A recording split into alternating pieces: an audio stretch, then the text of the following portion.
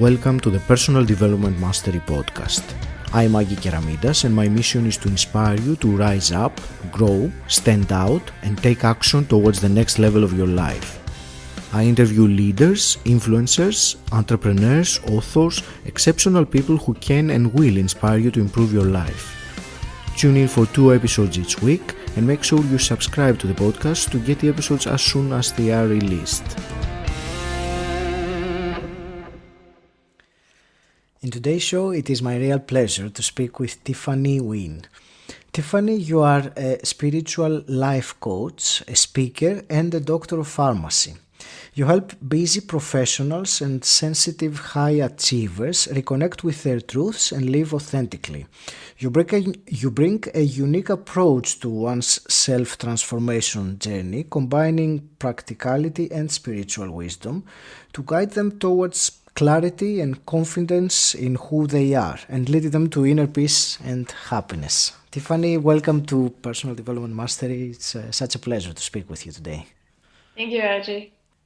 Shall we start with some background? And actually, I wanted to start with your story, which has many interesting points. So you immigrated to the US when you were 16. And so do you want to share with us the harsh realities that you figured out? And first of all, why you did that in the first place? So it's quite very common in, I would guess, developing country for kids or middle class going up to plan to study abroad. So I'm from Vietnam, and it's a very common goal for students if you have adequate, if your family is okay financially, and you do good academically, usually it's planned. Everybody like to orient the student or their children to have a plan to study abroad, because the higher educations either in Europe or in America has much higher value compared to university degree in Vietnam. So, it's always coming out of the intention to have a better life. So education is a very, very high priority in Vietnam and very high pressure. So I was lucky to do well in school, and my family at the time was be middle class. So I was always be under the impression that I was meant to study abroad, and it was just depending on the time. And so at that time, I was lucky to got a visa to the US and before Europe. So I went to the US by myself. That's just usually the nature of studying abroad. You should go by yourself. Sure. And for somebody, I guess it's very common, but for somebody like me who never been out of the country before or travel anywhere without my family, I never realized how difficult it is until I actually do it. So I think it's a lot of things in life. It's when you don't know exactly what it is, you just have an idea, but you don't know what's going on until you actually do it. And it just came as a shock, especially as a teenager. I don't really do research before I came here. I didn't think it was a choice. It's either Europe or America, I have to go study. So I didn't do a lot of research.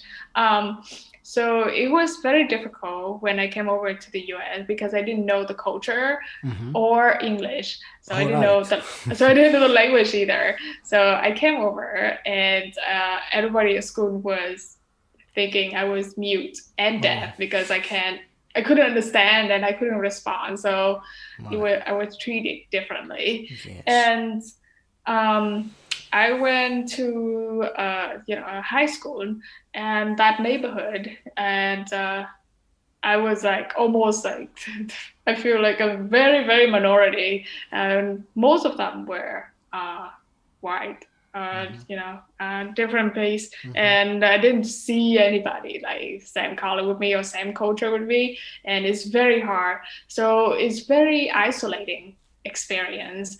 For me, particularly, one of my biggest fear is loneliness. So when I was pushed into a situation that was very isolating, that I had nowhere to run but to actually feel it. And I did everything in my power to just run away from the loneliness. And it's just like crippling depressions and isolating. So that's very difficult. You had to face it otherwise, when it is your biggest fear as well, and you can't avoid it anymore, and you face it. So maybe I would like you to tell us, how does that feel when you face your greatest fears? Actually, I didn't actually face it when I was 16. It was just too much. Sure. It was just too much to try to survive and try to adapt to the new environment. So that's why I was like get into a lot of like unhealthy relationship just to not being alone. So I was spend time with anyone who would pay me any amount of attention just so I don't be alone. Because my mind is not a very good place when I was being alone. So that bring me to, eventually life got better. I learned the language and I got better at my study, and I graduated with bachelor degree, and I plan to move to a different state and pursue a doctorate degree in pharmacy. And so it didn't hit me until much like a decade later, when you just suppress all of that thing deep down. And then a decade later, I was in graduate school for my doctorate degree, and I was engaged, and everything was just fine, but I was just miserable. And one day, my best friend was asking me, she would make a off comment, like she wished to have a relationship like mine. And I was like, it wasn't that great. I don't know what you're talking about. But then, coping mechanism immediately kicked in. They're like, I probably just have cold feet, probably normal, maybe more normal for guy, but I have it.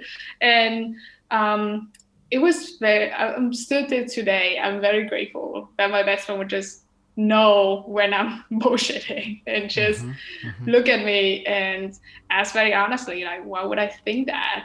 And I was like, well, I was miserable and I'm just very exhausting to do everything perfectly. I had to go to school and go to work part-time, and also taking care of a lot of things in the house, and it was exhausting.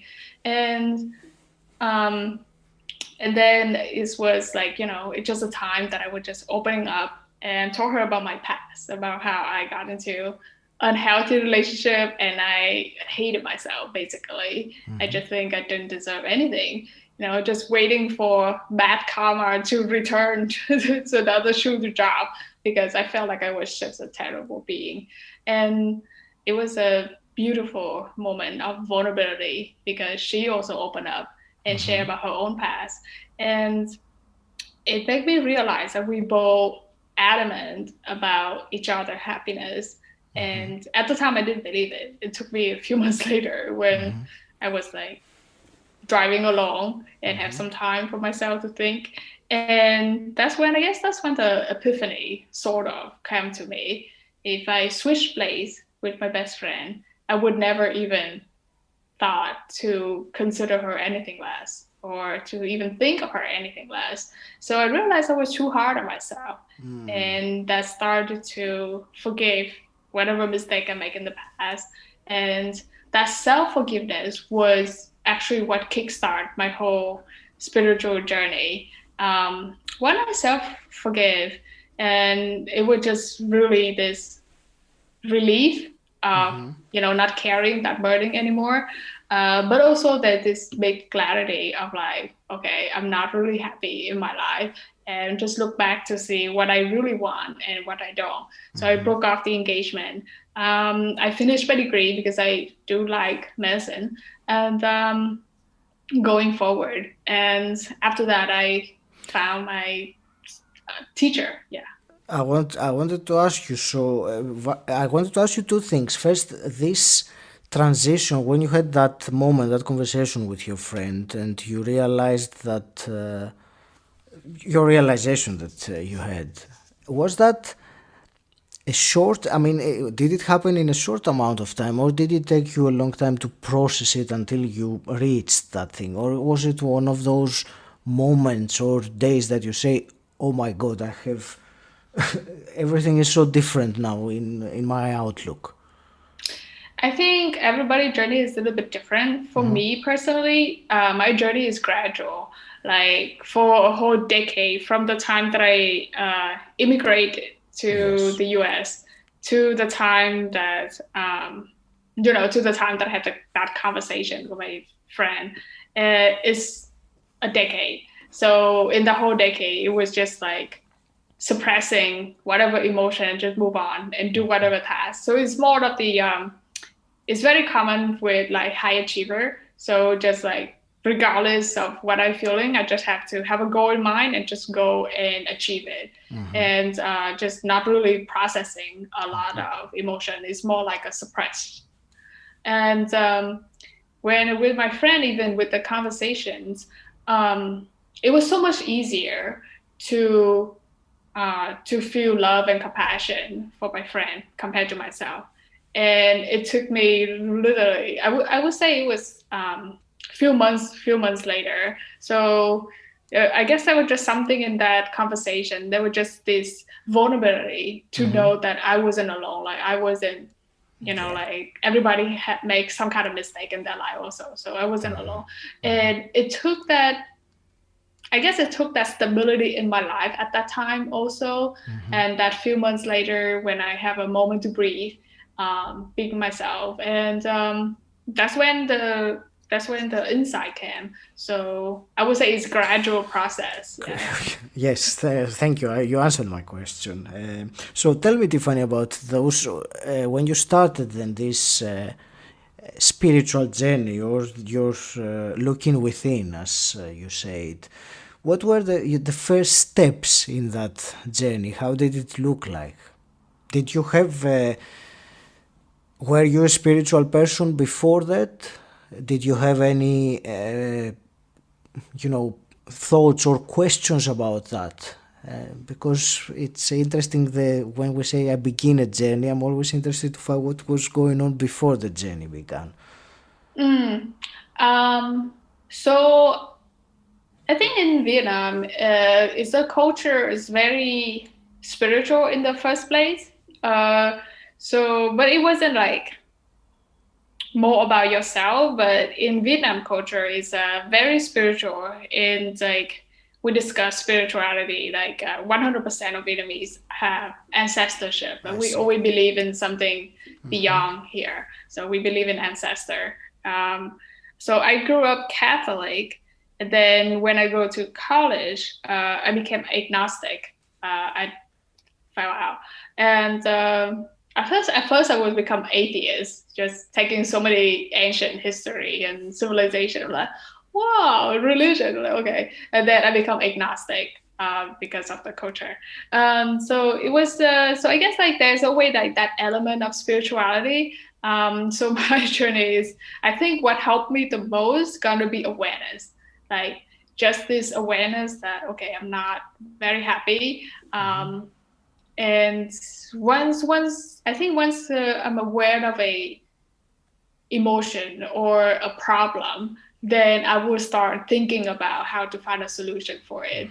But I didn't have any kind of practice to actually start anything with the journey. No. And so, during your journey, how long did it take you to meet your teacher? Because if I understand correctly, he was a very big change in your journey. Yeah, he changed my life. I would say that my journey started with myself first, with the self-forgiveness first. So first, like the most beginning element going to be awareness. And then after that, when I make a decision to self-forgive, forgive myself, then that really kickstart a lot of things. That really take off a lot of things. So after the self-forgiveness, there is like, I guess like a few months when I'm really looking to myself to see like, what am I, like who I was anymore. And I found out I was completely lost. I have no idea who I was anymore. I didn't know what exactly what I wanted and what I actually was afraid of.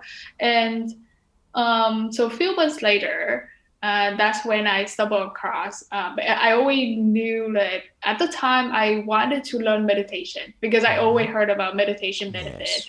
And for 3 years I tried it and I never succeeded. I just fell straight asleep. Actually, I want it was very exhausting. I want to ask you about that, what you just said about succeed, because I suppose you hear that often. It's difficult to succeed in a way, as far as I can understand it, because it is not something tangible that you can say that, okay, I have achieved that. It's something you're going to achieve, something that you don't really know what it is. Right. I think at the time, so for all those 3 years, even when I was being miserable, I would just like to try meditation to get this some kind of peace. And it was just like this benefit I've been talking about. So for me, it was like, yeah, I want to try meditation, but I don't know how it's done. And I look at, YouTube tutorial and everything, and I just go straight to sleep every time I try because I was so tired from my workload of the day. So back to the transition. So I stumbled upon like a very 2-minute interview of Huffington Post with my teacher, and he was talking about you can meditate anytime, anywhere, and I'm like, what? And it was just something click, and so I actually have to track. I have to do research to see who this monk was and everything. And it took me 2 weeks to figure it out. And luckily, he does have a lot of online classes, big community. So I was able to take the classes and practice meditation.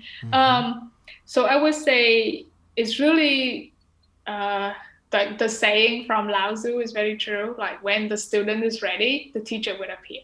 So I did not get a lot of things. When I was starting to get more into spirituality, I read books from Dalai Lama, Eckhart Tolle, and it was just dry for me. I just didn't get it. It's just logically, I kind of get it, but I don't really get it. I don't really understand it. So it was very, very dry. It took my teacher for me to understand a lot of the wisdom and to understand how to do meditation. And the end goal wasn't inner peace. It wasn't Zen. It's nothing like that. So when you actually practice it, the experience is nothing Zen. It's nothing Zen.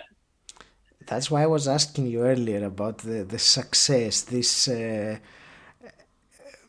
experience that it is written and many of us read, that there is this experience that can be attained, or a state, or I would say for meditation, the I guess sometimes when you can have a very good experience in the beginning, when your mind is already in chaos and suddenly it's settled down. So it's good. It's a very noticeable thing.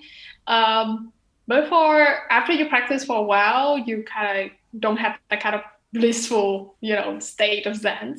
But for me, it's the effect is more subtle.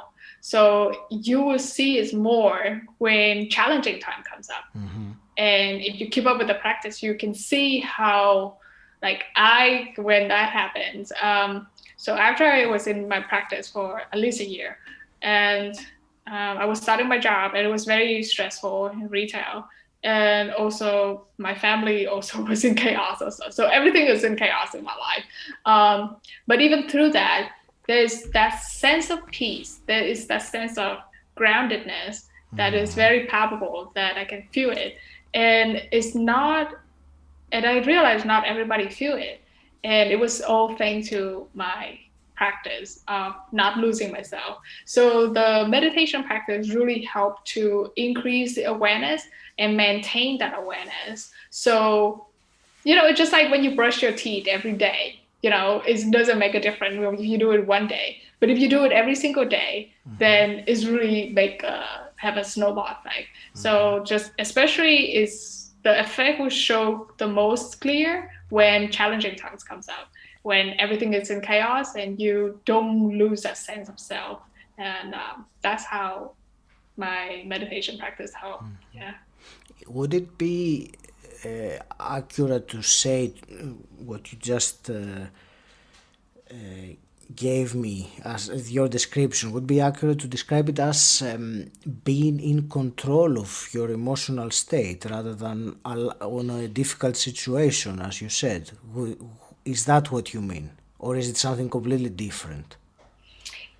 Not exactly controlling it, because you letting it more like you're letting it go, and it's more of increasing the awareness of it. Sure. So I think it's a very common analogy in meditation and Buddhism. Like when we're in the river, we just get swept away with it. We get overwhelmed with it. But when we see the river, when we're outside of it, then we're not being get swept away with it. So very similar with thoughts and emotions. When I'm not being overwhelmed by it, I don't I just see them, like the awareness to help me just seeing them. I don't control them. They still come, the thoughts still come. I still feel angry. I still feel frustrated. I still feel anxious and all kind of stuff. But the intensity is much less, and that awareness just help for the emotion don't take over me. Like it's just like the anger don't just run me, and I would just lost it. So I guess in some part, I do kind of have some control, but take the driver's seat back. But I'm not trying to control what I actually feel. It's just more naturally. I realized the moment you started giving your answer, I realized that using the word control was a mistake. It was not what I meant, but it sounds like something else. Absolutely. Yeah, so thank you for your answer. It was exactly made me realize what you mean.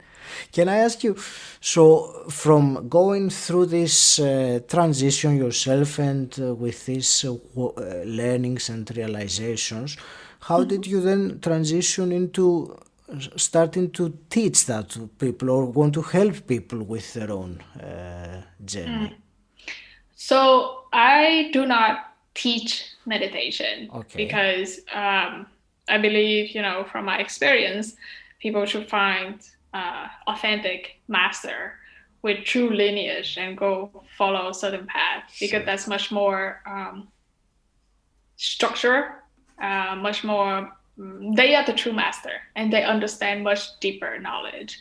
I can point out some practice that I do every day, but I don't teach meditation. I don't have that depth of knowledge and experience to teach that, and that is not authentic for me to just I teach meditation because I practice this for years. So during that time when I was having a lot of chaos, when I had my full-time job as a pharmacist, and it was so stressful.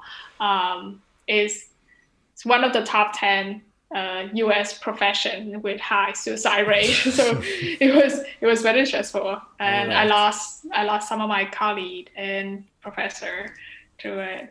And my family at the time was also we have having a lot of conflict, so there was a lot of chaos. So during that chaos time, I had that sense of peace, and I had that sense of not lost. Like that sense of self is strong. Like even during argument or conflict with my family, I still have my own boundary. Like I still know myself, and I find that very precious. Like it's a very good feeling. It's not like you jumping up for joy or anything like that. It's not that kind of excitement, but that's kind of like calm groundedness. And I find that I hope it will just come out of the wish that I hope everybody feel like that. I hope everybody have that kind of sense of clarity of not lost anymore. And so that started my passion side project to just help other people to basically, a lot of people have very similar, not exactly the same situation with me, but very similar feeling of, of being miserable before and not knowing what we're missing and just want to feel better, but don't know what exactly they're missing. And it's most of the time, it's the confusion. It's most of the time is when we already lost who we are. We just get lost in the busy life of achieving everything and checking all the boxes and just living for whatever, everyone else. For everybody else. Yeah. And so I would start helping with other people with that one, because I realized one of my strengths is I can listen to their story, their behavior, and I can point out their thought patterns. And I can pinpoint the thought patterns of how they get to that point and why they get to that point.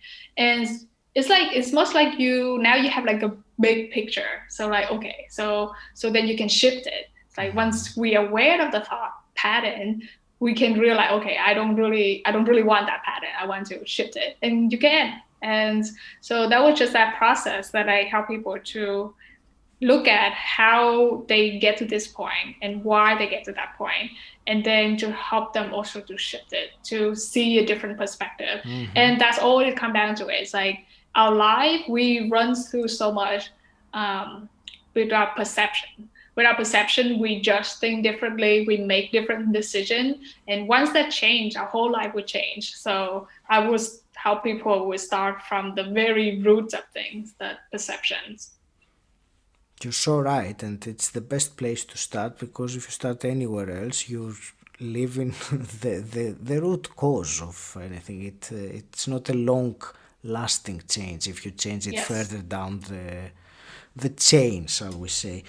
I wanted to, you mentioned earlier on about being authentic, or if you said that about meditation, and actually I wanted to ask you your thoughts. There was something that I read on your website, and I will quote you on it, because it really resonates with me. You say, by living my truth, I inspire others to start their own transformation. So I want your comment on that then.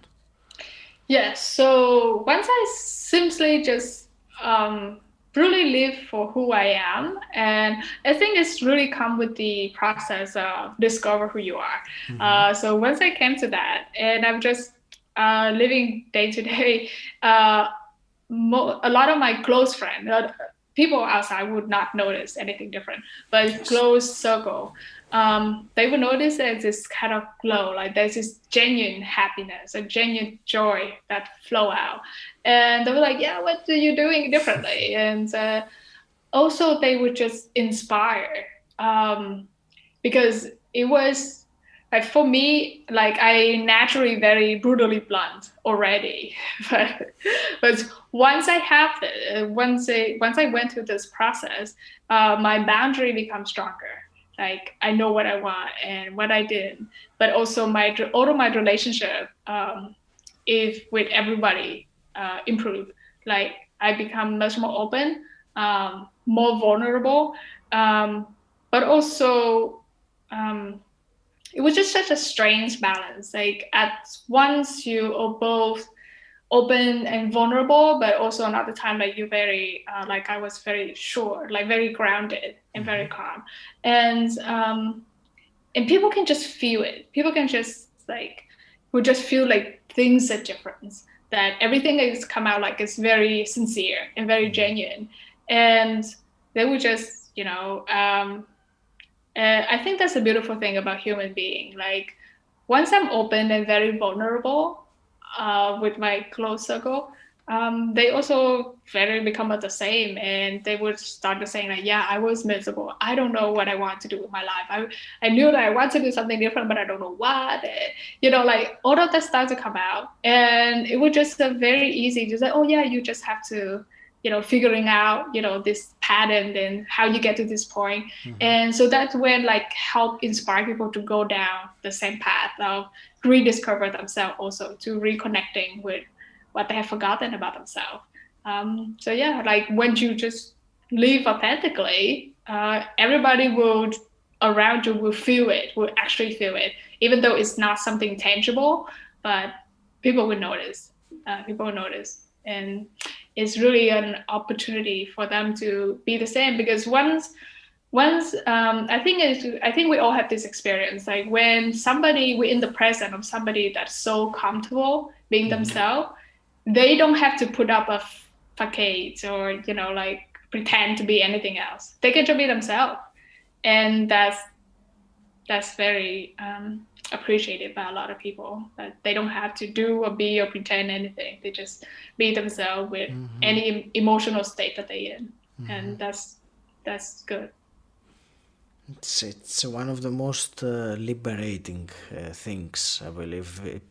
It does require a level of being able to accept that being vulnerable, and because many of us have been taught otherwise, that showing vulnerability is a weakness, which and similar with authenticity. If your authenticity does not fit within a structure or a box or a set of rules, many people have been programmed to consider that unnatural, or I'm weird, or I'm not. And they don't realize that there's nothing wrong with that. The wrong thing is really to blend in with everyone and lose your own individuality and who you really are inside your soul, inside your being. And when you express that, of course, other people see something, maybe they can't explain it, but it is something very attractive or inspiring, if you want. Yeah, I think it is human nature, because we do want to belong. So we would do anything to just belong. It's just how we are wired to survive. It's just human nature. But I think everybody that's going through the process of knowing who they are or rediscovering who they are, the side effect of it is naturally you have more compassion, because once we see ourselves, and we are also a very dynamic being, we have many different sides of us, and not all of them are pretty. And when we just see that on ourselves and we're accepting, it is so much easier to see other people are also dynamic and also complicated being, and also they also just want the best thing for them. Everybody just trying to do the best, and there was just this acceptance and compassion, and just very non-judgmental. Like once we open, then we are open for other people also, and that hold the door for them to just be comfortable and to share. So that's the part of being vulnerable with the right people.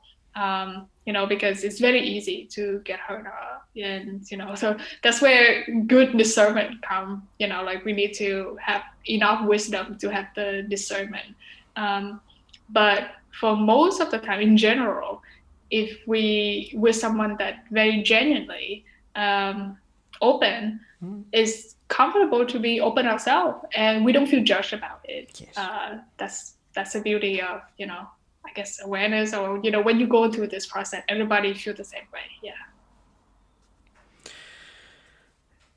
Tiffany, I wanted also to ask you about your happiness blueprint. So do you want to explain, to share that with me? Yes. So it's mostly about how to actually have, like, what a happy, fulfilling life will take off on. And it's come down to basically 4 aspects of yourself in your life. So first gonna be the most basic one is like needs, like a necessity needs. Like nobody gonna think about happiness when they're starving. So as long as we have this physical needs being met, it's not like we have to be living in a mansion, but we need to have this kind of security. of, having like, we know we're not going to be go hungry. We know shelters. We know we have food and clothes for the day tomorrow. That's kind of basic security is needed for us to feel, for us to allow us to have space and freedom to explore more other things. Yes. So we need that basic one. So our basic needs to be met. And the next one is actually going to be our purpose or passions. And it's not like, the life purpose that we're going to be like a savior, or it doesn't have to be one thing. It's sometimes going to be a lot of things that we're interested about. Yes. It could be the hobby. It could be that we volunteer for something. So, and that's give us meaning. So anything that give our life certain kind of meaning, like for me, for example, like for me, like I don't have any dream of discovering cancer cure or anything grand like that, or saving the world. But like I enjoy volunteering with humane society, like rescuing dogs. So something like little things in life that give us meaning, and that is what make our life very meaningful. So that can be perception change, but that also come up with our interest, like our natural, like we usually like to do something with service or whatever. So that part of us that's very purposeful, very meaningful. Yes. And we need that to feel certain kind of fulfillment. We don't just mesh out or on Netflix or like going shopping on Amazon and just give it out for charity and that's going to bring us meaning. No, we actually have to do something that align with both what we like, one of the causes close to our heart, and also something we find meaningful. And that's usually help us. That's that one aspect of it. So that's two aspects. The third one is going to be relationship, and not just any kind of relationship. Like it doesn't matter if we have like 5,000 friends on Facebook. No, you don't count. The one that is actually matter, like the one that actually make us feel supported, the one that we can be genuine in, the one that we can be vulnerable in. They also give us that kind of strong network, because nobody going through life alone. Nobody gonna make out alone. We all relied on somebody at some point. Just like in our childhood, we rely on our parents to take care of us. Yes. But in our adulthood, we need companion, we need other people. It's not necessarily that, which is like a lot of women like myself used to fall, victim to before, that when my soulmate coming through, like when I find true love, everything gonna be right in the world. It's not like that. It's this. You can have more than one, but you need at least one relationship, fulfilling, that you can be open to, you can feel supported emotionally, and that's give us that security. It could be teacher, it could be friends, stuff like that. It's got to be human. A lot of people try to replace that with relationship with pets, or they are good because pets love us. But there is this connection with another human being of sharing a journey of just life, and that is necessary. That social connection is good. Wanted or not, we human being, a social being, we need relationship to thrive. And isolations, unless it's like a specific choice, like sometimes like a meditation master, they go into a mountain and be isolated they're for probably mountains not for listening to this, Tiffany.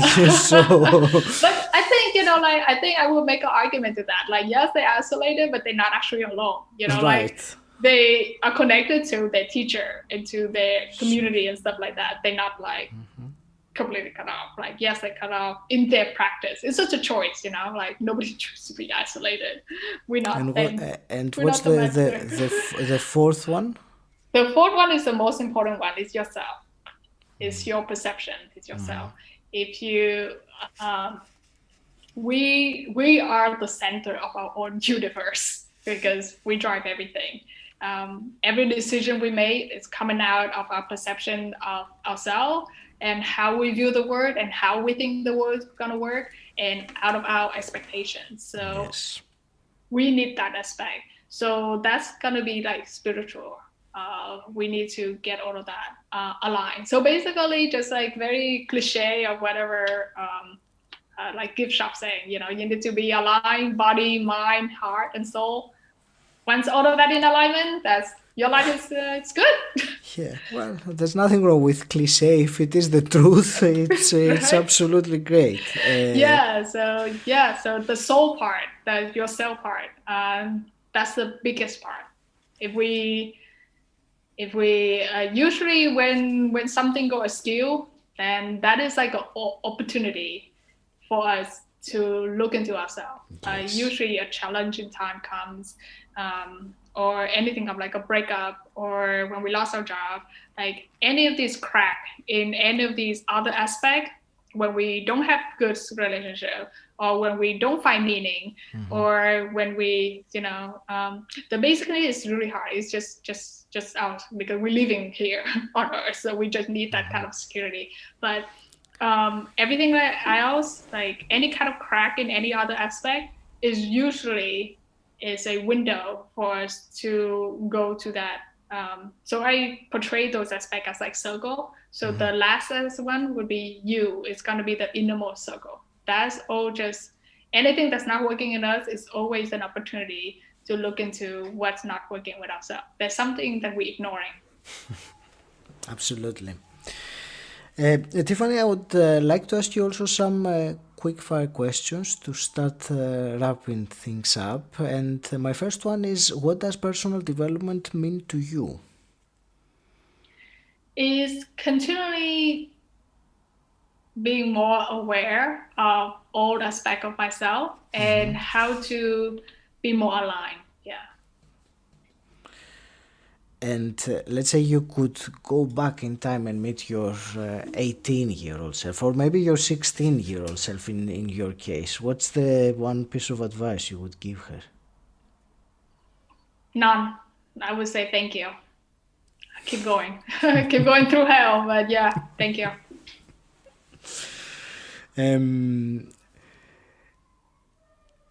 So, emerging from this conversation we had today, Tiffany, I'm always very big on giving the listeners some actionable item, something that they could take out of what we discussed and implement it themselves. So, what's one actionable item you would give to the listener?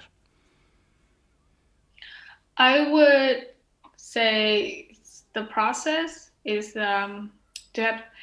I would encourage everyone to be brutally honest with themselves and have the courage to admit something that's not working or not, and curiosity of like things might be better. So keep those two things in mind: honesty, courage, and curiosity, and we're gonna take them far. Can you elaborate a bit when you say be brutally honest? Can you be a little bit more specific, because it sounds great, but it's not easy, and you know that people don't necessarily find it easy. So how specifically can someone be brutally honest? Is there something that they can do to facilitate that? The honesty and the courage go hand in hand, and it's more about with yourself. So we tend to be in denial in a lot of things because when it's not convenient or it takes a lot of work and we just don't want to do it, and it's just too hard, too difficult, we just don't want to deal with it. We tend to be in denial. We just tend to like just brush it aside. But the honesty comes into when we actually admitting like, okay, this is not working, or I'm miserable, or I'm missing something and I need to figure it out, and don't sweep it under the rug and actually do the hard work. But it takes that honesty to admitting that, okay, maybe I'm not feeling that well, I'm feeling miserable. So that's honesty they need to come. Yeah. But it takes courage. It takes courage to face it. Just like it takes courage for me to like, I thought I was running away from loneliness for a very long time. I just schedule my schedule like packed with activity with other people. As long as I don't spend my time by myself, either at work, at school, or something else. But I need to admit it, like even when I'm surrounded by other people, even when I was in the relationship, I was very lonely, and I cannot run away from myself. Like none of us can run away from ourselves. So many people have tried, many of us have tried, but it's impossible. Tiffany, how can people connect with you and find out more about what you do? So everyone can go to my website, 𝗵𝗽𝗽𝗶𝗆𝗃𝗃spiritualist.com. I have a free guide up there for 7 steps to move on when things don't work out, and that will help introduce to like my framework, how shifting is the process, the thought patterns. And I have a blog. I only have one social media, which is on Facebook, so people can follow me on Facebook. And that's it. I don't have any other social media. That's fine. More is not necessarily better in this case. No. I want to thank you very much for your time today and sharing your insights and your story with me today, Tiffany. All the very best. Any last parting words? Oh, thank you. I have a great pleasure being on the podcast. Very interesting. It's very nice to just share and be open and help people know, like, you can do it. You can do it. It's difficult, but you can do it. And it's much more... I just wish everybody will find their own inner peace and their own joy. And I hope everybody will get that feeling. So it's worth it. Thank you for listening. If you enjoyed this podcast, please subscribe and rate it on Apple Podcasts. And also share this episode with someone who you think will benefit from it. If you want to find out more about what I do and gain access to exclusive content, join my Facebook group Personal Development Mastery. The link is in the show notes, or you can simply type bit.ly/PDM group. And until next time, stand out, don't fit in.